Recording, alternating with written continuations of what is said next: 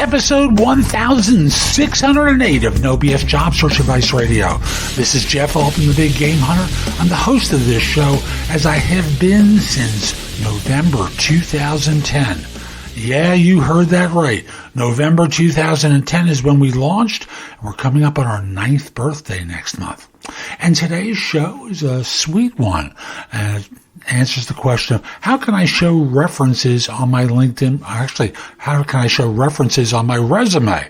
Hope you find this helpful and give it a great review wherever you listen to the show, because really having more people listen helps more people. If you have a friend, a colleague who's struggling with their search, point them to the show. Point them to my YouTube channel, which is called jobsearchtv.com. It'll take you directly to my channel on YouTube. And I'll just simply say, I'd love to help them, whether that's with one-on-one coaching or having them listen and subscribe to the show. Now, let's get going. Someone wrote to me with a question. By the way, this is Job Search Radio, done in video form. It'll appear in iTunes shortly. And the show today answers a question from someone. How can I put my references in my resume? Now, most people use this ridiculous thing that's really little more than a space filler. References are available upon request. It's a waste of time and space that could be better used and more effective in a different way. Here's what I want to suggest that you do. And this is where LinkedIn comes into play, particularly the recommendations. Now, we'll go into an alternate strategy, but here's the best one. There are people who know your work that I want you to ask for recommendations of. Like if you visit my page, which is linkedin.com/IN/the Big Game Hunter. Scroll down and you'll see recommendations. You'll also see an area that refers to endorsements. Matter of fact, I just want to be sure about that second category. So recommendations is the written out text version where people write, in effect, a testimonial for you and your work. It's a great thing to have on your profile because, frankly, it provides social proof for who you are and what you've done. I realize I've got two-factor authentication on my LinkedIn page on my desktop. I'm just going to go to my phone here for a second. Excuse the delay, but I want to give you the right second category. So the first one is recommendations, and the second area, it's not appearing on the mobile app, is I believe it's called endorsements. It's the check boxes for where your skills are. And whether the best area to use here is recommendations. And what you do is you reach out to people who can attest for your work as well as for your character and have them write a recommendation for you that's specific. We don't want them saying general things like, Jeff was a good American and a fine citizen. He will be a credit to any organization. No. Nonsense. That's a nonsense recommendation. No one will think anything of it other than that they'll notice maybe that you have 4 recommendations and they will read like that. So from there, what I want you to do is ask these people for recommendations. If they're not specific enough, send it back to them, asking them to rewrite it. And then from there, once you have recommendations on your resume, when they ask for references, I want you to include a number of references from people who have written these recommendations from you. 4 or 5 that are specific, that would help demonstrate your qualities and character for the next organization.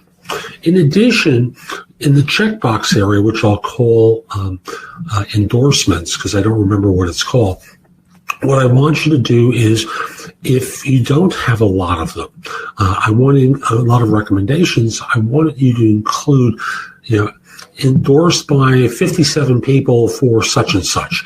That relates to the job that's trying to be filled. We don't really care. Like when I did recruiting, and there were people who wrote endorsements for me. They checked off SDLC. Why, I have no idea. But lots of people clicked that one off. And from there, it became, okay, I would never consider myself expert in that. Matter of fact, I can spell SDLC, nothing more. So I would never include that as a reference to anyone. But in the core areas that are relevant for the job, you can say endorsed by 5 people, endorsed by 15 people, endorsed by 175 people for such and such skill. And they're all skills that relate to the job. You can include the URL to your LinkedIn page underneath your name as part of your addressing. So you might have name, city, state, zip code. Please include city, state, and zip code, because if we go back into our systems to locate you at a later date without zip code, we can't find you. That's the way what employers tell me to tell people. Zip code is a search field for most of them, so they can narrow down the search. Without that, other than this one application, you're dead to them. They'll never contact you again. So include city, state, zip code, mobile number, and then under that, include your LinkedIn profile URL. So this way, people have a way of reaching out to you and going, that's interesting. They were endorsed by 157 people for such and such. Wow. And that's the way social proof will work for you. So that's today's show. I hope you found it helpful. And if you did, here are a few more ways to get more from me. First of all, visit my website, which is thebiggamehunter.us. I have more than 6,000 blog posts there that you can watch, listen to, or read that will help you find your next job. If you want the best of my advice, join JobSearchCoachingHQ.com, where I've curated information with a focus on interviewing. If you decide to take the lifetime membership at the site, it's $299 currently, but that's the price of a coaching session or an hour of coaching from me, and I'll be giving that to you if you join with a lifetime membership. Have a few questions? Contact me through the Magnify app for iOS or PrestoExperts.com, where you can call me. Schedule a specific time with me through chat on Magnify or by connecting with me on LinkedIn at linkedin.com/IN/The Big Game Hunter. Once we're connected on LinkedIn, you can message me about coaching you, scheduling a time for Magnify or Presto Experts, speak with me about a resume or LinkedIn profile critique, help you with a salary negotiation or my trusted advisor services, and much, much more. Like you, I don't work for free. I do charge for what I do. You can take my classes on Skillshare and become a premium member using the link in the show notes and receive 2 months for free instead of just the one that the site offers. Skillshare offers thousands and thousands of courses, not just simply mine, on a host of different subjects that can help you in many different ways. Lastly, join my group on Facebook called Career Angles.